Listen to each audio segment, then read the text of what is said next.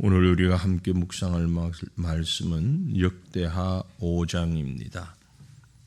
이 시간에 역대하 5장 1절부터 10절까지 말씀을 보도록 하겠습니다. 역대하 5장 1절부터 10절까지 말씀을 우리 다 같이 한 목소리로 그 의미를 생각하면서 함께 읽겠습니다. 솔로몬이 여호와의 전을 위하여 만드는 모든 일을 마친지라. 이에 솔로몬이 그의 아버지 다윗이 드린 은과 금과 모든 기구를 가져다가 하나님의 전 곳간에 두었더라. 이에 솔로몬이 여호와의 언약궤를 다윗 성 곧 시온에서부터 메어 올리고자 하여 이스라엘 장로들과 모든 지파의 우두머리 곧 이스라엘 자손의 족장들을 다 예루살렘으로 소집하니 일곱째 달 절기에 이스라엘 모든 사람이 다 왕에게로 모이고 이스라엘 장로들이 이름에 레위 사람들이 궤를 매니라. 궤와 회막과 장막 안에 모든 거룩한 기구를 메고 올라가되 레위인 제사장들이 그것들을 메고 올라가매 솔로몬 왕과 그 앞에 모인 모든 이스라엘 회중이 궤 앞에서 양과 소로 제사를 드렸으니 그 수가 많아 기록할 수도 없고 셀 수도 없었더라. 제사장들이 여호와의 언약궤를 그 처소로 메어 드렸으니 곧 본전 지성소 그룹들의 날개 아래라.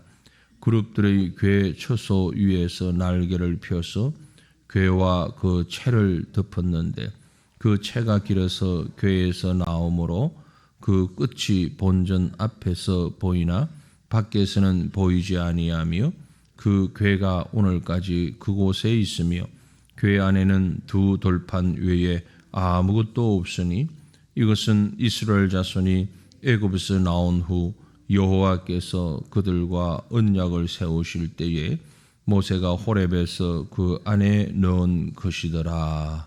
아멘. 솔로몬이 아버지가 이루지 못했던 간절한 소망이며 꿈이었던 성전 건축을 다 완공했습니다. 솔로몬이 성전 건축을 완공했으나 그 건물이 완공되었다고 해서 모든 것이 끝난 것은 아닙니다. 마치 그 건물이 하드웨어라면 이제 소프트웨어가 들어가야 비로소 완성이 되는 것인데, 그래서 오늘 본문 말씀은 이제 그 성전 안에 여호와의 언약궤를 갖다 두는 그런 장면입니다. 참 온 마음을 다하여서 성전을 건축했죠. 그리고 먼저 한 일이 무엇인가 하니 1절 말씀에 여호와의 전을 위하여 만드는 모든 일을 마친지라. 이에 솔로몬이 그의 아버지 다윗이 드린 은과 금과 모든 기구를 가져다가 하나님의 전 곳간에 두었다. 그러니까 다윗이 준비한 성전 건축을 위해서 준비한 재물들, 그게 충분했던가 봅니다. 충분할 뿐만이 아니라 남았죠. 남아서 그 남겨진 은과 금과 모든 기구들, 또 성전에서 사용될 기구들, 이런 모든 것들을 먼저 성전 곳간에 가져다 주는 이런 모습을 봅니다. 그저 남아있는 물건을 갖다 두었다라는 의미보다는 이것은 조금 더 큰 의미로 우리가 부여해 볼 수 있는데요. 그것은 솔로몬 자신에게 주어진 모든 금은 보화, 특별히 하나님의 전을 위해서 구별했던 금은 보화들, 재물들, 이런 것들을 성전에 갖다 두었다. 성전을 성전답게 만드는 한 걸음 더 나아간 스텝이다. 그렇게 볼 수 있습니다. 어차피 이것은 하나님께 드려진 제물입니다. 하나님의 성전을 건축하기 위해서 준비되었다는 것은 이미 그 물질이 지금 어디에 있든지 또 어떤 용도로 썼든지 하나님 앞에 드려진 제물입니다. 그러므로 그것을 개인적으로 혹은 왕궁에 어디 다른 곳에 두는 것은 온당치 않은 것입니다. 하나님의 것을 하나님의 전으로 옮겨놓는 것, 이것이 어쩌면 너무나도 당연한 것일 수 있습니다. 그래서 솔로몬은 지금 내 것이 아닌 하나님의 것을 하나님께로 구별하는 이런 작업을 먼저 했다라는 것은 큰 의미를 가지고 있을 것입니다. 우리는 하나님 앞에 드린다, 하나님께 헌신한다, 그렇게 말하면서도 실상은 그것을 내가 좌지우지하려고 하는, 내가 컨트롤하려고 하는 이런 때가 얼마나 많은지 몰라요. 제가 하나님 앞에 절반을 드리겠습니다 했는데 그 절반이 없어졌을 때 하나님 앞에 드리려고 했던 그 절반이 지금 마치 못 써져 버렸네. 이런 참 자기 합리화를 시키려고 하는 이런 욕망, 욕심들이 우리 모두의 저변에는 있는 거죠. 그래서 하나님의 것을 이렇게 과감하게 구별해 드리는 것이 너무나 당연한 것 같지만 쉽지 않은 그런 모습이라는 것을 저도 여러분도 너무나 잘 알고 있습니다. 이 말씀 앞에 우리는 깊이 묵상하기를 원합니다. 오늘 내가 하나님 앞에 드리기로 작정하였으면서도 온전히 드리지 못하고 있는 것이 무엇은 없는가? 당연히 하나님 앞에 드려야 하는 것인데 그것이 나의 시간이 될 수도 있고 하나님이 나에게 주신 어떤 마음의 한 부분일 수도 있고 혹은 물질일 수도 있고 혹은 재능일 수도 있고 어쨌든 하나님께서 나에게 주신 것 가운데 내가 구별하기로 내가 드리기로 작정하고 하나님 앞에 바친 것을 시간이 지나가면서 다시금 욕심이 나고 다시금 그게 나를 위한 것으로 합리화되어지는 것은 없는가? 우리 자신을 조용히 한번 돌아보았으면 좋겠습니다. 어쩌면 우리가 처음 예수를 만났을 때 처음 세례를 받았을 때 그때 하나님 앞에 작정한 것이 있죠.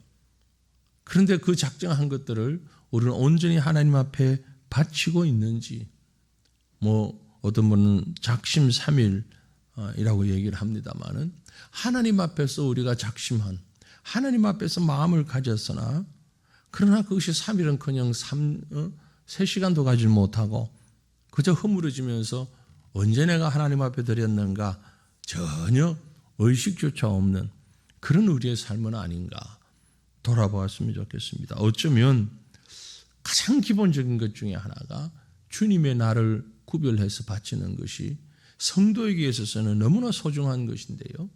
제가 지금까지 세례 문답을 참 수없이 하면서 질문을 해봅니다. 주일 성수 잘 하겠습니까? 아니요, 적당히 하겠습니다라고 말하는 사람은 단 한 사람도 없었습니다. 모두가 세례 문답할 때는 당연히 주일 성수 잘 하죠. 예배를 가장 우선하죠.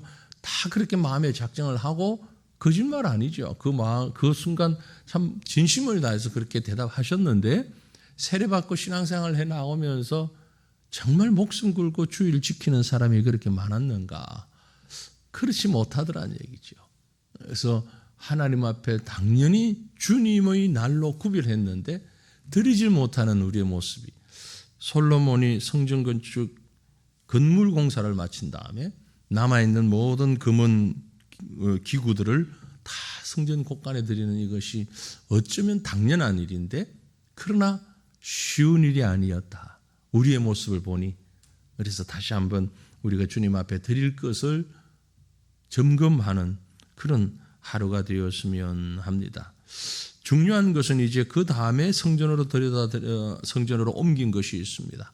바로 여호와의 언약궤를 옮겼습니다.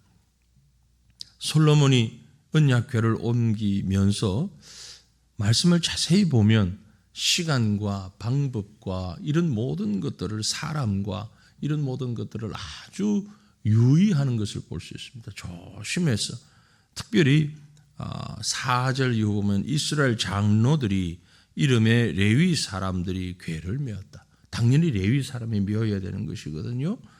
궤와 회막과 장막 안에 모든 거룩한 기구를 메고 올라가되 레위인 제사장들이 그것을 메고 올라갔다라고 기록을 합니다. 뿐만이 아니라 또 6절에 보면 그 궤를 메고 올라가며 제사를 드립니다. 솔로몬 왕과 그 앞에 모인 모든 이스라엘 회중이 궤 앞에서 양과 소로 제사를 드렸으니 그 수가 많아 기록할 수도 셀 수도 없을 만큼 최선을 다하여서 그런 제사를 드리며, 즉 하나님의 말씀대로 순종하며 하나님께서 기뻐하시는 모습대로 하는 모습을 봅니다. 특별히 이제 8절 보시면 그룹들이 궤 처소 위에서 날개를 펴서 궤와 그 채를 덮었는데 그 채가 길어서 궤에서 나오므로 그 끝이 본전 앞에서 보이나 밖에서는 보이지 아니하였다. 그 궤가 오늘까지 그곳에 있었다라고 기록합니다. 여기 주목을 할 수 있는 것은 채를 볼 수 있습니다. 이게 무슨 얘기인가 하니까 쉽게 이해하기 위해서 여러분 사극이나 옛날 그런 드라마나 영화 같은 데서 보셨던 가마를 잠깐 상상해 보시길 바랍니다. 가마를 기본적으로 네 사람이, 조그마한 건 두 사람이 할 수도 있겠지만 네 사람이 이렇게 들고 큰 대롱 같은 것을 이렇게 해서 드는 자, 가마꾼이죠. 그들의 허리춤 정도에 그게 오고 가마 안에 사람이 타잖아요. 언약궤는 가마만큼 크질 않습니다. 조그만 합니다. 그러나 형태가 그런 식으로 이 가마꾼들이 가마를 들기 위해서 메었던 긴 대롱 같은 유사한 것이 언약궤에 그것이 있습니다. 그래서 언약궤는 허리춤이 아닌 이 사람 레위인 옮기는 사람의 어깨 위로 이렇게 올려서 머리 위로 올리는 그런 형태입니다. 왜 이것이 강조되었는가 하니까 한 사건이 있었죠. 예전 다윗의 때에 빼앗겼던 언약궤가 블레셋 사람들이 수레를 만들어 가지고 거기에 실어서 보냈잖아요. 이스라엘 지경으로 베세메스로. 베세메스에 도착한 그 언약궤를 그 다음에 다윗이 다윗 성으로 옮기는 과정에서 어떻게 했습니까? 수레에 실어서 기랏 여아림에서 수레에 실어 가지고 이 언약궤를 옮기다가 소가 뛰면서 수레가 넘어지려고 하니까 손으로 수레를 잡았잖아요. 그런데 그 사람이 어떻게 됐습니까? 하나님의 징벌을 받았어요. 왜냐하면 언약궤는 수레에 옮겨서 옮길 수 있는 수레에 실어서 옮길 수 있는 그런 것이 아니란 말이에요. 하나님께서 언약궤를 명하실 때 만들어 가지고 그건 레위인들이 메어야 하고 궤를 꿰어서 그 궤를 메어야지 직접 언약궤 손이 닿으면 안 된다라고 명령하셨던 것이 있습니다. 그래서 그만 그 언약궤가 다윗성에 오질 못하고 오벳 에돔의 집에 가서 3개월을 체류했던 그늘이 있잖아요. 그 역사를 이스라엘 백성이 다 아는 거죠. 역대상 13장에 기록되어 있는 사건인데요. 그 사건을 다 알기 때문에 이제는 제대로 말씀대로 언약궤를 옮겨야 된다. 어찌 보면 그 언약궤 자체는요, 혼자서 달랑 들어도 될 만한 무게나 크기도 그렇습니다. 그러나 하나님의 임재를 상징적으로 나타내는 거룩한 물건이었기 때문에 구약 성도들의 이스라엘 성도들에게 있어서는 매우 소중한 것이었고 말씀대로 다루어야만 했던 겁니다. 그래서 이번에 솔로몬이 성전 건축하고 이 언약궤를 옮길 때는 하나님의 말씀 그대로 순종하며 아주 엄숙하게 아주 거룩하게 이것을 옮기는 장면을 지금 기록하고 있다라고 보시면 되는 거죠. 제사를 드리며 하나님의 방법대로 말씀대로 순종하는 그 모습. 물론 지금 그렇게 하라는 얘기는 아니고요. 그 물건을 미신화하라는 얘기도 결코 아닙니다. 그러나 하나님의 임재를 그 시대에 상징했던 그것을 하나님이 말씀하신 대로 그 명령대로 그 방법대로 순종하고 있는 것이 솔로몬 성전을 완공하는, 제대로 완공하는, 건물뿐만이 아니고 하드웨어만이 아니라 소프트웨어도 완전하게 완공하는 아주 중요한 부분이었다라는 것을 지금 말씀하고 있는 것이죠.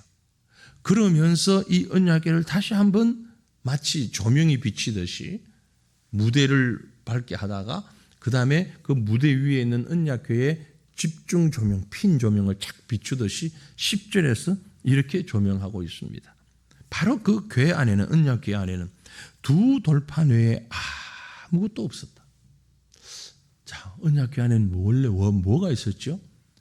십계명 돌판하고 아론의 쌍난 지팡이하고 만나 항아리하고 만나, 이 세 가지가 처음에 하나님 만드셨을 때 있었잖아요. 그런데 지금은 다른 건 다 없어요. 언약궤만 있는 거예요. 언제 그 지팡이와 만나가 없어졌는지 알 수는 없으나 아마 그것을 옮기는 과정에서 뭐 그랬을 수도 있고요. 근데 중요한 것은 이제 남아있는 것은 그곳에는 궤 안에 두 돌판 외에 아무것도 없었다라고 성경이 기록하고 있다는 겁니다. 이건 우리가 어떻게 보아야 합니까? 아론의 쌍난 지팡이는요, 놀라운 기적을 상징합니다.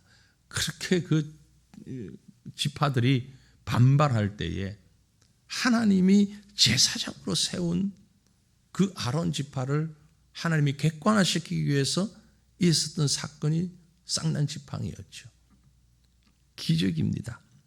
만나는 뭡니까? 너무 잘 아는 것처럼 광야 생활을 하는 동안에 하나님이 함께 하셨다는 표적입니다. 뭐 이것도 기적인데 특별히 그 표적이에요. 그 가운데 축복의 표적입니다. 축복의 징표다, 그렇게 볼 수 있죠. 이거 없었으면 다 죽었어요. 사실 아론의 지팡이는 있어도 없어도 사건은 복잡했겠지만 먹고 사는 문제는 아니었는데, 만나는 당장 생명에 관계된 문제였어요. 이거 없었으면 다 죽었어요. 그걸 생각하라고 하나님이 주신 것 아닙니까? 그런데 지금은 그것도 없고 오직 십계명 두 돌판만 있습니다. 기적도 사라졌고 축복의 증표도 사라졌는데 마지막까지 지켜야 하는 것이 있다면 그것은 하나님과의 약속이에요. 하나님의 말씀의 율법이에요. 아론의 쌍난 지팡이와 만나처럼 하나님의 은혜와 축복과 기적이 필요 없다는 건 아닙니다. 성경은 기적의 연속이고 하나님 축복의 연속입니다. 하지만 우리가 집중해서 보아야 하는 것은 하나님께서 핀 조명으로 딱 찍어서 우리에게 보여주시는 것은 그 어떤 것보다 하나님과 우리 사이에 주어진 말씀이요, 약속이요. 이것보다 더 귀한 건 없기에 다른 것은 없지만 이 거룩한 순간의 언약궤 안에는 두 돌판만 있었다라고 선명하게 기록하고 있는 것입니다. 우리의 신앙에 있어서 많은 요소들이 있고 많은 상황들이 있지만 가장 중요한 것은 하나님의 말씀입니다. 하나님과의 약속입니다. 다른 건 다 사라질지라도 하나님과의 약속, 그 말씀이 우리 가운데 반드시 자리 잡고 있어야만이 온전한 하나님의 임재가 이루어진다라는 사실입니다. 오늘 우리는 하나님과의 약속을 지키기 위해서, 그 말씀을 간직할 수 있도록 하기 위해서 무엇을 얼마만큼 헌신하고 있는가, 이 하루를 지나가면서 말씀을 묵상하는 가운데 우리 몸 한 사람 한 사람이 이제 주님의 성전되었는데 우리 속에 바로 이 말씀을 모시고 주님과 동행하는 이 하루를, 우리의 삶을 살아갈 수 있기를 간절히 바랍니다. 기도합니다. 거룩하신 하나님, 살아계신 하나님의 영광을 바라봅니다. 솔로몬 성전이 완공되고 이제 그곳에 정말 믿음으로 꼭 필요한 것들이 들어갈 때에 하나님 앞에 헌신한 모든 제물과 가장 중요한 언약궤가 하나님의 성전 안에 들어가는 모습을 우리가 생각했습니다. 주의 몸된 성전인 우리 한 사람 한 사람의 심령 가운데에 하나님과의 약속, 하나님의 말씀이 또 하나님 앞에 헌신된 그것이 온전히 자리 잡을 수 있는지를 다시 한번 돌아보게 하시고 우리의 속모습 속에서 하나님의 은혜를 경험하고 하나님의 약속을 다시 한번 확인하는 이 하루가 되도록 인도하여 주옵소서. 무엇보다 하나님의 말씀대로 순종하여서 하나님의 뜻을 이루어가는 하나님의 백성된 우리 모두가 되기를 간절히 소망하오며 그렇게 살아가는 이 하루가 되기를 소망하옵고 간구하오며 거룩하신 우리 구주 예수님 이름으로 기도 올리옵나이다. 아멘. 하늘에 계신 우리 아버지여, 이름이 거룩히 여김을 받으시오며 나라가 임하시오며 뜻이 하늘에서 이루어진 것 같이 땅에서도 이루어지이다. 오늘 우리에게 일용할 양식을 주시옵고 우리가 우리에게 죄 지은 자를 사하여 준 것 같이 우리 죄를 사하여 주시옵고 우리를 시험에 들게 하지 마시옵고 다만 악에서 구하시옵소서. 나라와 권세와 영광이 아버지께 영원히 있사옵나이다. 아멘.